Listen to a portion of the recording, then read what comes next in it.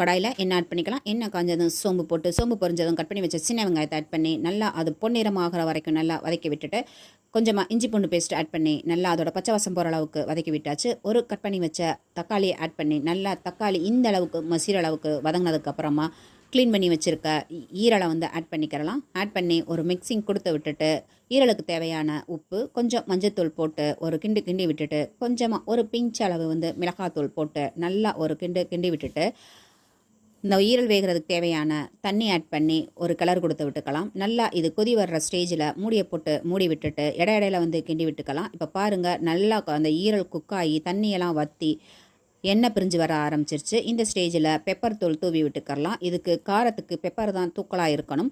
So நல்லா ஒரு mixing கொடுத்து விட்டுட்டு எடுத்தோம் அப்படின்னா அப்படியே க்ரீமியாக அருமையான ஃப்ளேவரில் ஈரல் தயாராகிரும். கொஞ்சமாக கட் பண்ணி வச்ச மல்லி இலையை தூவி இறக்கணும்னா அருமையான ஈரல் வறுவல் தயார். வீடியோ